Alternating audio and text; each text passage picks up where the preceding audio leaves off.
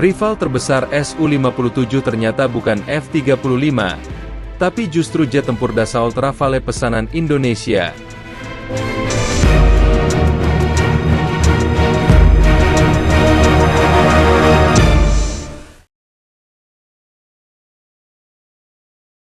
Audio Jungle. Audio Jungle.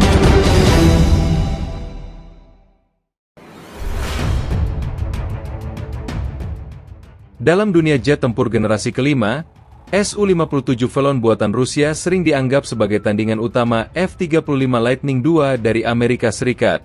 Namun, ada satu pesaing yang mungkin tak diduga banyak orang. Dassault Rafale, jet tempur andalan Prancis yang kini juga dipesan oleh Indonesia. Bagaimana bisa Rafale menjadi ancaman bagi dominasi Su-57? Mari kita bahas lebih dalam.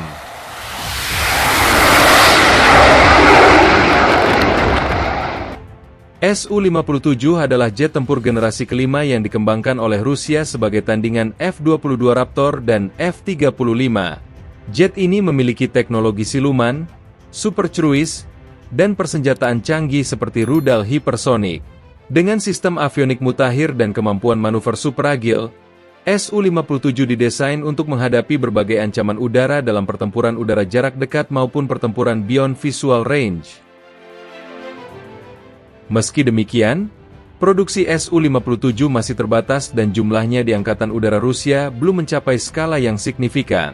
Beberapa negara, termasuk India dan Aljazair, pernah tertarik dengan Su-57, tetapi akhirnya memilih opsi lain karena berbagai alasan, termasuk kendala teknis dan embargo internasional. Rafale adalah jet tempur generasi 4,5 buatan Prancis yang dikenal sangat fleksibel. Salah satu keunggulan utama Rafale adalah kemampuannya dalam multi-role combat, yang memungkinkan jet ini berfungsi sebagai pesawat superioritas udara, penyerang darat, hingga pesawat pembawa rudal nuklir. Ada beberapa keunggulan utama dari jet tempur Dassault Rafale. Keunggulan yang pertama radar AESA Thales RB2, yang lebih canggih dibandingkan radar yang digunakan pada banyak jet tempur generasi keempat lainnya. Keunggulan yang kedua sistem sensor dan avionik yang superior, termasuk sistem peperangan elektronik Spectra, yang membuat Rafale sulit dideteksi oleh radar musuh. Keunggulan yang ketiga dari jet tempur Rafale adalah kemampuan membawa berbagai jenis senjata, termasuk rudal Meteor, Mica, Scalp, dan Exocet. Keunggulan yang keempat adalah efisiensi dalam operasional, karena tidak terlalu bergantung pada infrastruktur khusus seperti jet tempur Amerika yang lebih kompleks. Ada beberapa faktor yang membuat Rafale bisa menjadi ancaman besar bagi Su-57, terutama dalam konteks penggunaannya di Asia Tenggara. Faktor pertama yang membuat Rafale bisa menjadi ancaman besar bagi Su-57 adalah dukungan teknologi dan infrastruktur. Prancis memiliki pengalaman panjang dalam ekspor jet tempur dan memberikan layanan dukungan penuh kepada negara pembeli. Berbeda dengan Su-57 yang masih mengalami kendala produksi massal, Rafale sudah terbukti di berbagai medan tempur seperti di Libya, Suriah, dan Mali.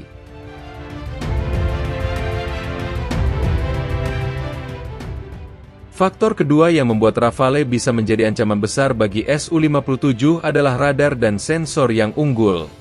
Radar AESA Rafale lebih matang dibandingkan radar Su-57 yang masih dalam tahap pengembangan. Sistem peperangan elektronik Spectra dapat memberikan keunggulan dalam perang udara dengan meningkatkan kemampuan survivabilitas Rafale. Faktor ketiga yang membuat Rafale bisa menjadi ancaman besar bagi Su-57 adalah kompatibilitas dengan mitra militer di Asia Tenggara. Indonesia dan beberapa negara Asia Tenggara lebih memilih jet tempur buatan Barat karena kemudahan integrasi dengan sistem pertahanan udara modern. Rafale dapat diintegrasikan dengan armada tempur negara-negara sekutu, sementara Su-57 menghadapi tantangan dalam interoperabilitas dengan jet tempur Barat. Faktor keempat yang membuat Rafale bisa menjadi ancaman besar bagi Su-57 adalah fleksibilitas dalam misi tempur. Rafale memiliki fleksibilitas untuk digunakan dalam berbagai skenario pertempuran, baik untuk misi udara ke udara, serangan darat, maupun peperangan laut. Sementara Su-57 lebih difokuskan untuk superioritas udara dan penggempuran strategis. Indonesia telah memesan 42 unit Dassault Rafale sebagai bagian dari modernisasi TNI AU. Keputusan ini didasarkan pada faktor efektivitas biaya, kesiapan tempur, serta kompatibilitas dengan kebutuhan operasional Indonesia. Meskipun Su-57 memiliki teknologi generasi kelima yang lebih maju, kenyataannya jet ini masih belum sepenuhnya siap untuk diekspor dalam jumlah besar. Rafale, di sisi lain, sudah terbukti sebagai jet tempur andal yang dapat langsung digunakan tanpa kendala teknis yang berarti. Dengan kata lain, dalam konteks kebutuhan Indonesia dan wilayah Asia Tenggara, Dassault Rafale mungkin adalah ancaman yang lebih nyata bagi Su-57 dibandingkan F-35. Bagaimana menurut Anda? Apakah Indonesia lebih baik memilih Rafale, atau justru mempertimbangkan Su-57 di masa depan? Berikan pendapat Anda di kolom komentar.